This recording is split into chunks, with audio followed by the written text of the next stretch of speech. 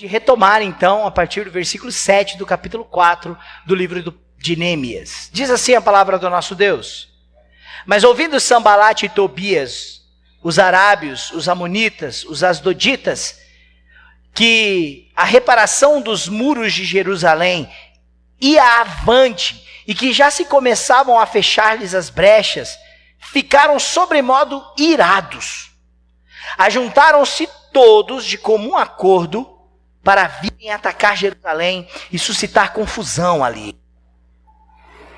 Porém, nós oramos ao nosso Deus e como proteção pusemos guarda contra eles, de dia e de noite. Então disse Judá: já desfaleceram as forças dos carregadores e os escombros são muitos, de maneira que não podemos edificar o muro. Disseram, porém, os nossos inimigos: nada saberão disso, nem verão, até que entremos no meio deles e os matemos. Assim faremos cessar a obra.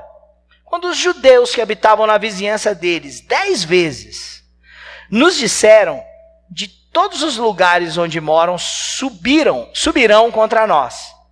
Então pus o povo por famílias nos lugares baixos e abertos, por detrás do muro, com as suas espadas e as suas lanças e os seus arcos. Inspecionei, dispus-me e disse aos nobres e aos magistrados e ao resto do povo: não os temais, lembrai-vos do Senhor, grande e temível, e pelejai pelos vossos irmãos, vossos filhos, vossas filhas, vossa mulher e a vossa casa. E sucedeu que, ouvindo os nossos inimigos, que já o sabíamos, e que Deus tinha frustrado o desígnio deles, voltamos todos nós ao muro, cada um à sua obra. Daquele dia em diante, metade dos meus moços trabalhavam na obra, e a outra metade empunhavam lanças, escudos, arcos e couraças, e os chefes estavam por detrás de toda a casa de Judá. Os carregadores, que por si mesmos tomavam as cargas, cada um com uma das mãos fazia a obra e com a outra segurava a arma. Os edificadores, cada um trazia a sua espada à cinta, e assim edificavam. O que tocava a trombeta estava junto de mim. Disse eu aos nobres, aos magistrados e ao resto do povo: grande e extensa é a obra, e nós estamos no muro muito separados, longe uns dos outros. No lugar em que ouvirdes o som da trombeta, para ali acorrei a ter conosco. O nosso Deus pelejará por nós. Assim, trabalhávamos na obra, e metade empunhava as lanças desde o raiar do dia até o sair das estrelas. Até nesse tempo disse eu ao povo: cada um com o seu moço fique em Jerusalém, para que de noite nos sirva de guarda e de dia trabalhem. Nem eu, nem meus irmãos, nem meus moços, nem os homens da guarda que me seguiam largávamos as nossas vestes. Cada um se deitava com as armas à sua direita. Esse é um texto vibrante de uma ameaça por todos os lados. Olha, nós já vimos que no capítulo 3 o muro foi construído. E nós já aprendemos que levou 52 dias. Mas a tarefa era muito grande. E a oposição contra a reconstrução dos muros da cidade de Jerusalém, as portas e a segurança do refúgio, ela foi muito grande. Porque os inimigos do povo de Deus não queriam que Jerusalém se restabelecesse. Este era um propósito de Deus, um propósito de restauração, porque no Antigo Testamento, a adoração, o serviço de culto, e inclusive o trabalho evangelístico de proclamar a Deus partia de Jerusalém, era feito em Jerusalém. Deus está enviando o grupo de exilados, enviou na verdade, para a reconstrução deste muro. E isso levantou oposição. Eu separei 2 características de um povo que está trabalhando na obra do Senhor, mas estão cercados de oposição por todos os lados. Às vezes é assim. Não se engane. Quando trabalhamos na obra da restauração, quando nos envolvemos com a restauração que Deus está fazendo no seu povo, na sua igreja, na sua família, no seu casamento, por exemplo, você será cercado de fatores, de pessoas, de ideias, de costumes culturais, de influências externas e muitas vezes, como o texto aqui, influências internas, que podem gerar desânimo e o abandono da obra, o abandono do serviço de restauração de Deus. Olha, observem no verso 7, o quanto eles estavam cercados por todos os lados. Versículo 7 e o versículo 8 diz que Sambalate e Tobias agora estavam unidos de norte, sul, leste e oeste. Os arábios, os asmonitas, os asdoditas e Sambalate, que estava ao norte de Jerusalém, eles juntaram forças, eles fizeram uma aliança.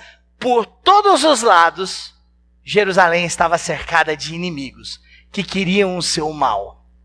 Eles ouviram a notícia de que o muro seria construído, que seria terminado. Eles viram que estava tendo êxito. Eles já tentaram descredibilizar. Eles já tinham tentado ridicularizar. Eles já tinham tentado desanimar. E agora, então, o versículo de número 11 diz que eles ficam com raiva e ameaçam o povo de Deus. E não é uma ameaça vazia. É uma ameaça que tem um planejamento de morte daqueles que estão construindo. Eles têm raiva e ameaça contra o povo de Deus. Assim é a circunstância da nossa vida espiritual hoje, no trabalho, no processo de restauração da nossa vida de serviço a Deus, na nossa vida de espiritualidade com Deus, de devoção com Deus. Nós estamos cercados por todos os lados. A Bíblia nos apresenta inimigos que labutam contra a igreja. São eles, a carne, uma disposição pecaminosa que faz parte da natureza humana. O mundo, que é um sistema contrário a Deus, contrário em sua cultura, em suas ideologias, em sua forma de pensar. E em terceiro, o diabo, o tentador, o acusador, o enganador. Nós também estamos cercados. Por isso, meu irmão e minha irmã, é preciso atentar para o Senhor, que nos restaura, que nos fortalece, que nos alcança, que nos dá provisões. Versículo 11, nós vemos essa raiva e essa ameaça, quando eles dizem assim: os nossos inimigos nada saberão disso, nada verão até que entremos no meio deles e os matemos. E assim vamos fazer a obra cessar. Você pode não acreditar que eu estou dizendo hoje à noite aqui, que a sua vida espiritual está cercada de inimigos. Você pode não acreditar. Há uma luta espiritual que ela é travada. E você pode dizer: não existe luta nenhuma, o mundo não quer matar a igreja, destruir, não quer acabar com o meu casamento, não existe uma conspiração do inferno contra a minha vida familiar, contra a minha vida espiritual. Você pode até dizer assim: não, isso é teoria da conspiração de pastor que fica pondo medo na igreja. É bem possível que você esteja alheio a esta guerra, mas você sofre as consequências dela. Não fique alheio aos inimigos que te cercam, que cercam a tua vida espiritual, o teu serviço comunitário na vida da igreja, o teu engajamento na vida do povo de Deus. Não viva alheio àqueles inimigos que semeiam contra a sua casa, contra o seu casamento, contra a criação e a saúde dos seus filhos. Eu quero convidar você a ouvir a voz do apóstolo Paulo em Efésios capítulo 6. Efésios capítulo 6. O apóstolo Paulo nos lembra que estamos numa batalha espiritual e que não podemos ficar alheios, porque estamos cercados e precisamos de estar bem preparados. Porém, não são armas físicas, não são armas de superstição religiosas, como se fosse uma magia que fôssemos usar contra a carne, o mundo e o diabo. Paulo fala de vida piedosa, de como isso arma a igreja, de como isso prepara a igreja para essa batalha. Não fique alheio aos inimigos que cercam a sua vida no processo de restauração. Efésios 6, capítulo... eu vou ler a partir do verso 10, tudo bem? Quanto ao mais, irmãos, sede fortalecidos no Senhor e na força do seu poder. Revesti-vos de toda a armadura de Deus para poderdes ficar firmes contra as ciladas do diabo. Porque a nossa luta não é contra carne e sangue, e sim contra os principados e potestades, contra os dominadores deste mundo tenebroso, contra as forças espirituais do mal nas regiões celestes. Portanto, tomai toda a armadura de Deus, para que possais resistir no dia mau, e depois de terdes vencido tudo, permanecerdes inabaláveis. Estais, pois, firmes, cingindo-vos com a verdade, e vestindo-vos da couraça da justiça. Calçai os pés com a preparação do evangelho da paz, embraçando sempre o escudo da fé, com o qual podereis apagar todos os dardos inflamados do inimigo. Tomai também o capacete da salvação e a espada do Espírito, que é a palavra de Deus.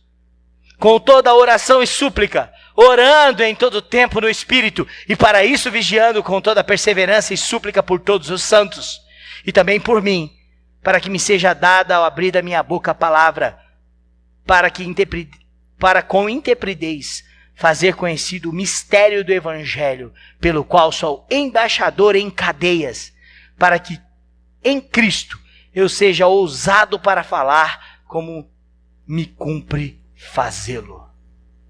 Você pode viver alheio aos inimigos que cercam o processo de restauração de Deus, mas é preciso estar preparado. O texto de Neemias nos ensina isso. Em segundo lugar, cuidado com o desânimo interno. Lembra que eu falei que no capítulo 4 haveriam várias formas de oposição? Falei isso no último domingo que expus o capítulo 4, e que a maioria deles são fatores externos aqui no livro de Neemias. Porém, agora, a partir do capítulo 4, verso 7, para ser mais preciso, a partir do verso 10, você vai perceber que o que vai começar a atrapalhar o povo de Deus na obra da restauração não é só Tobias, Sanbalate, os asdoditas, mas também é um problema interno. Observe o versículo 10. Desânimo interno. Olha o que diz. Então disse Judá, a principal tribo de Israel. Judá é a principal tribo de Israel. É a tribo que lidera o povo de Deus. O que Judá disse em meio a essa confusão toda? Ele diz: já desfaleceram as forças dos carregadores, e os escombros são muitos, de maneira que não podemos edificar o muro. Olha, irmãos, talvez o relato da tribo de Judá e dos príncipes de Judá seja um relato de acontecimento. As pessoas estavam cansadas. É bem possível que a gente fique cansado diante de um processo de luta. É normal, é natural. E é interessante que pode ter sido uma narrativa de um fato. Há muito serviço ainda a ser feito, há muitos escombros a serem removidos de lugar, há muito alicerce a ser levantado, há muita pedra para carregar. Há muito ainda a edificar. E as forças estão acabando. É bem possível que fosse um relato da verdade. Mas era muito mais do que isso no versículo 10. A conclusão do versículo 10 é uma conclusão pessimista. Judá está dizendo, nós não vamos construir esse muro. Nós não vamos construir esse muro. Os inimigos nos apertam, nos ameaçam, a gente tem que trabalhar de dia, a gente tem que plantar, pôr guarda à noite, nós não estamos mais aguentando. Eu não aguento mais. Tem até um meme, né? Eu não aguento mais. Cansa, não cansa? Tem coisa que cansa a gente. As lutas, as decepções, as frustrações da vida, às vezes os desgastes relacionais, cansam a gente, desanimam a gente. Mas nós não podemos nos deixar vencer do mal. Olha, preste atenção. Eu acredito que a pior oposição à obra de Deus não são os inimigos externos. São os inimigos que habitam em mim.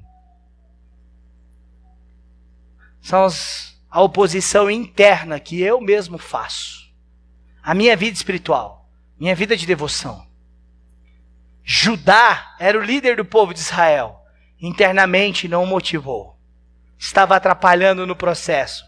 Estava olhando apenas para o cansaço, para as ameaças e para ainda a quantidade de serviço que precisa ser feito. Às vezes é assim.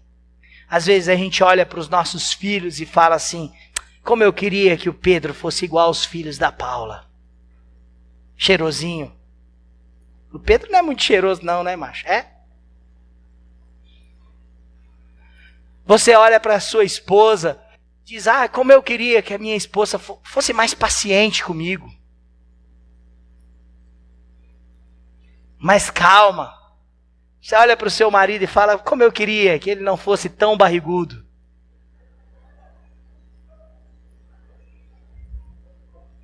Não, pastor. Eu escolhi essa camisa. Sabe como é que eu escolho camisa agora? Eu ponho a camisa e fecho primeiro no umbigo. Se fechar, eu venho para a igreja com ela. Essa daqui mesmo está no limite. Agora vocês vão ficar olhando. Como eu queria que a minha casa fosse assim, que o meu trabalho, que o meu patrão. E nós criamos momentos de desânimo. Nós olhamos para a nossa igreja e falamos assim, como eu queria que a nossa igreja tivesse os membros de uma outra igreja, a igreja de Pinheiros lá, do pastor Arival e do pastor Hernandes. Na verdade, como eu queria que fosse eles, que fosse o pastor aqui. E nós começamos a criar nós mesmos motivos para o nosso desânimo. Não seja a principal oposição à restauração espiritual de Deus na sua vida.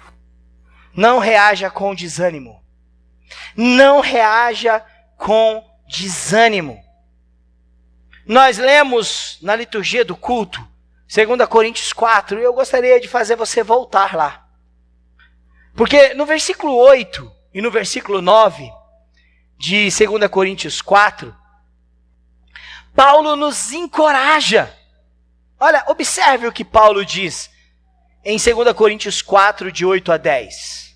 Em tudo somos atribulados, porém não angustiados, perplexos, porém não desanimados, perseguidos, porém não desamparados, abatidos, porém não destruídos, levando sempre no corpo o morrer de Jesus, para que também a sua vida se manifeste em nosso corpo.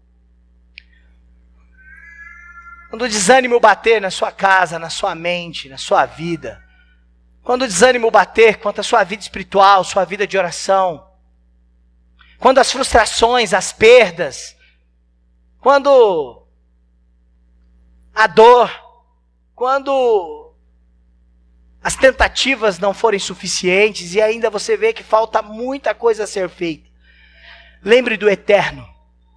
Lembre do eterno. E de que o povo de Deus, embora perseguido, embora em tribulação, nunca está angustiado, mesmo atribulado, porque Cristo é a nossa paz.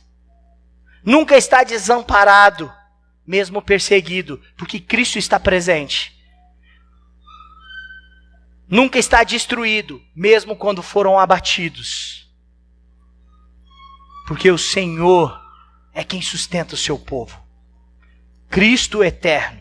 E ainda em 2 Coríntios capítulo 4, eu quero lembrar que Paulo nos convida a dizer que a nossa leve e momentânea tribulação. Leve e momentânea não porque Paulo nunca sofreu. Não porque ele nunca perdeu. Não porque não havia muitos escombros na vida de Paulo. Havia. Mas Paulo está dizendo isso porque, comparado à eternidade, a tribulação é leve e momentânea. E ele diz, a nossa leve e momentânea tribulação produz para nós eterno peso de glória, acima de toda e qualquer comparação. Nós não olhamos para as coisas temporais, nós fixamos os nossos olhos nas que são eternas. Não desanime. Não desanime. Eu gosto muito de um hino do nosso inário que diz assim: não desanimes, Deus proverá, Deus cuidará de ti, com seu poder te revestirá, Deus cuidará de ti, Deus cuidará de ti, na sua dor, com todo amor, jamais te deixará, Deus cuidará de ti. Não desanime. Terceiro e último lugar, piedade não substitui planejamento. Vida piedosa não substitui planejamento. Não substitui preparação. Há um contexto no mundo evangélico no Brasil que ensina que para que a coisa seja espiritual, para que a coisa seja abençoadora, não precisa ter preparo, não precisa de tempo gasto ou de planejamento. A obra aqui era de Deus e Neemias se apresenta como um líder que está planejando.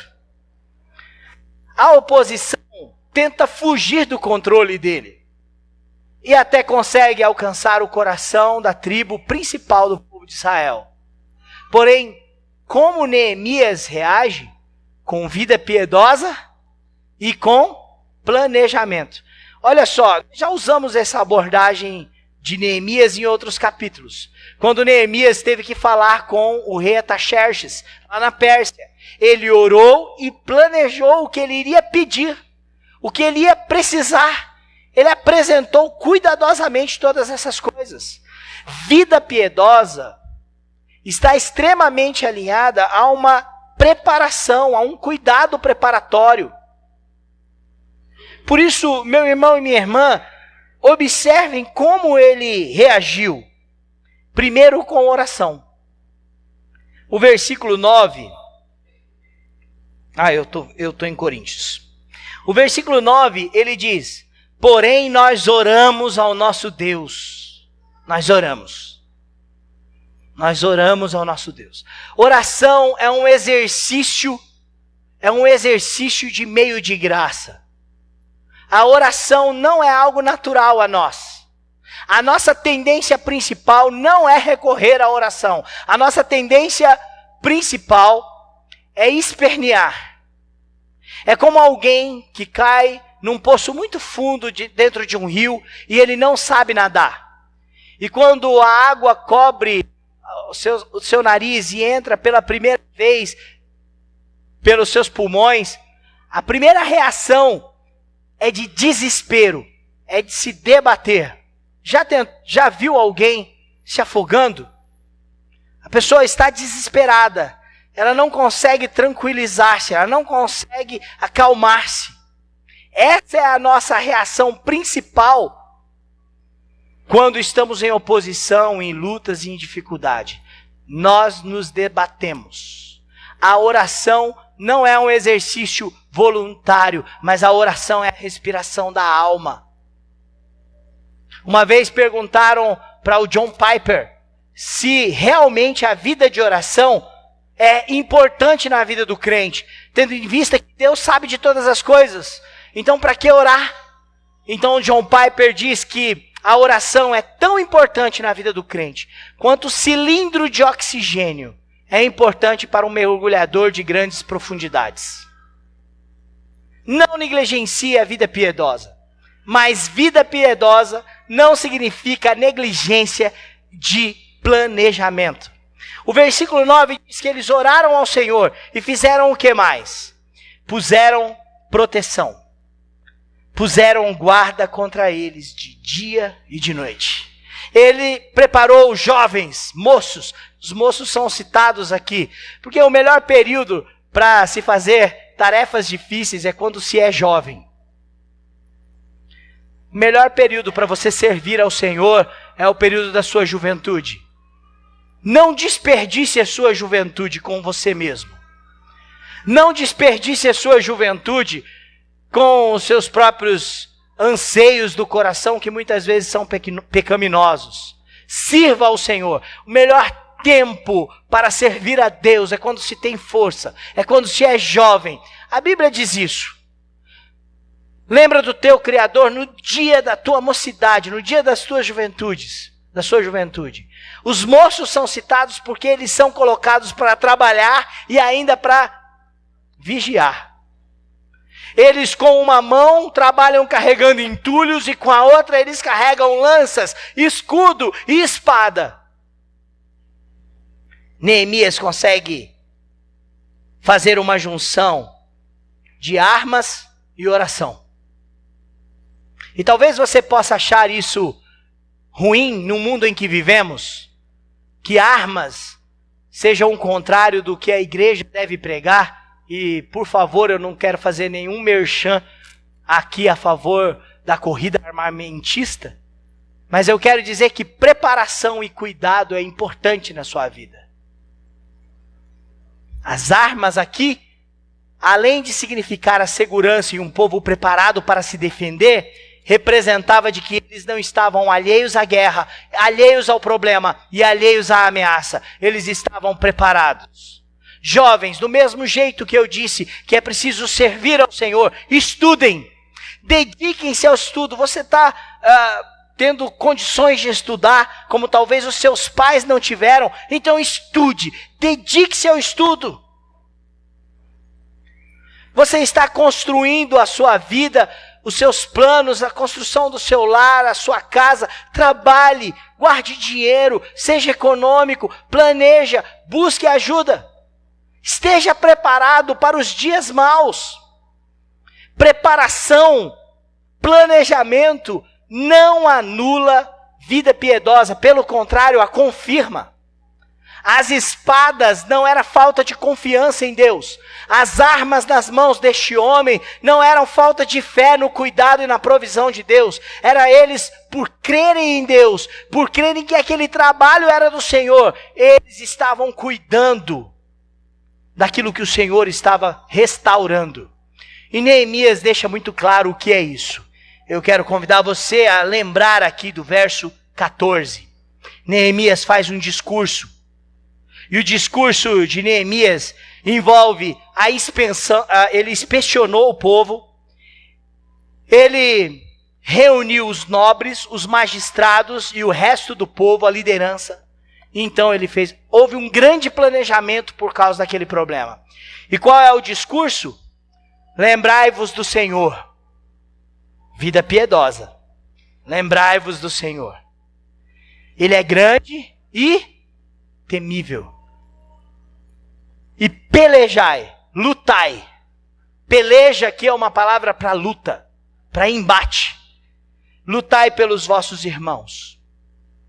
Lutai pelos vossos filhos e filhas. Lutem pela vossa mulher. Lutem por sua casa. É interessante como tem pais que desistiram de lutar pelos seus filhos. Eles desistiram de lutar pela vida espiritual deles. Eles desistiram de lutar pela vida afetiva deles. É interessante como tem maridos que desistiram de lutar pela sua esposa, de fazer com que ela se sinta segura. É incrível ver como pessoas desistiram da sua igreja e não lutam mais pelo trabalho evangélico, da pregação da palavra do Senhor. Não querem mais pelejar, porque estão desanimados, porque estão cansados, ou, pior, porque estão alheios a uma luta que existe, mas das quais eles preferem ser vítimas. Vida piedosa envolve uma luta para defender a nossa casa. Eu gosto da história de um garotinho que nos Estados Unidos estava passeando com a sua irmã e um pitbull atacou a sua irmãzinha.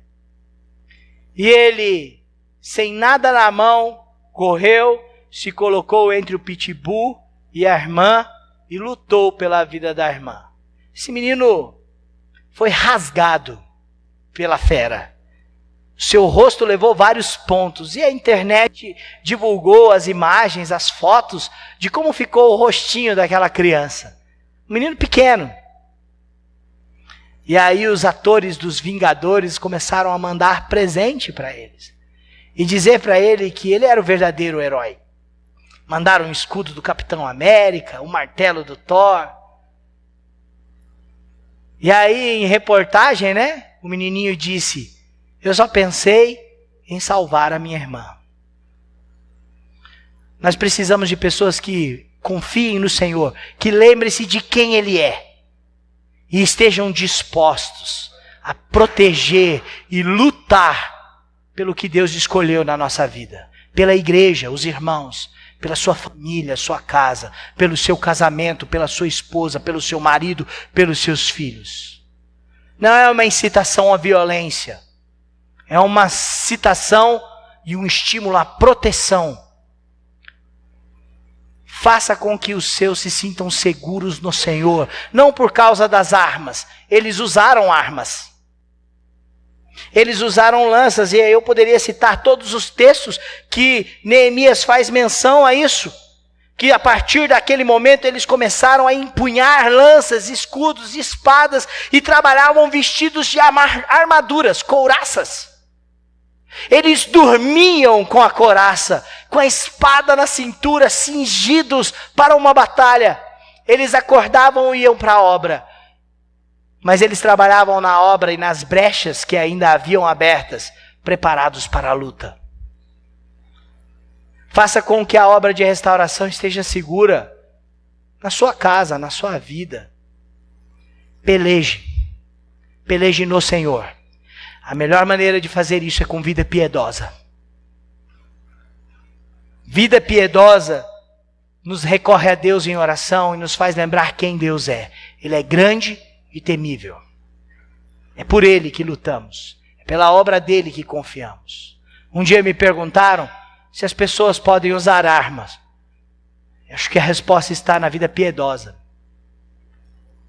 Um homem piedoso usa de recursos para a proteção e para o cuidado dos outros, e não para a destruição. O relato de Neemias 4 não há relato de guerra. O embate não aconteceu. No relato de Neemias não há uma luta sanguinária. Não aconteceu porque eles estavam preparados. Mas eles estavam em guerra. Não relaxe por aqueles que querem fazer a obra da restauração parar. Não se entregue, não se desanime. Ainda falando de piedade e planejamento, existe até uma estratégia que Neemias colocou de segurança. Havia um moço que tocava a trombeta, e como o muro era muito distante, os trabalhadores ficavam muito separados, eles fizeram um toque especial e, olha, quando vocês ouvirem o toque da trombeta, corram para onde a trombeta está, porque é lá onde nós estaremos protegendo o muro e lutando. Crie sistemas e estratégias de segurança. Vigie o que o seu filho vê na internet e no celular. Vigie o que você vê na internet e no celular. Crie estratégia. Se o celular hoje é um problema para você, com respeito à pornografia, sensualidade, que é gratuita hoje e fácil, crie métodos de segurança para que isso não te escravize. Veja, esteja com o celular junto com a sua família. Ouça com volume alto para que a sua esposa veja o que você está ouvindo mesmo. Nem que isso atrapalhe, às vezes, ela assistir televisão. Tira essa senha. Ou deixa a senha do seu celular com acesso da sua esposa, do seu marido. Tenha a senha dos seus filhos. Eu estou dando apenas um exemplo de métodos de segurança, porque ter métodos e estratégia também é espiritual, também é piedade. Não fique alheio a uma guerra espiritual que nós travamos. Eu quero concluir convidando você a olhar para Cristo, que lutou por nós e venceu na cruz. A sua estratégia não foi descer com as miríades de exércitos celestiais. A sua estratégia foi vencer dos nossos inimigos e cravar a nossa dívida na cruz e dizer: está consumado e está pago. Por mais difícil que fosse a obra, por mais impossível que fosse para os homens, para ele não foi. Que os nossos olhos estejam em Cristo. Que a restauração de Deus na sua vida, na sua casa e nessa igreja esteja baseada na obra de Cristo. Ei pessoal, quer continuar assistindo os nossos vídeos? Clique aqui e você vai ter acesso em outros vídeos. Mas também se inscreva no nosso canal, tá bom? Acione o sininho e compartilhe com outras pessoas.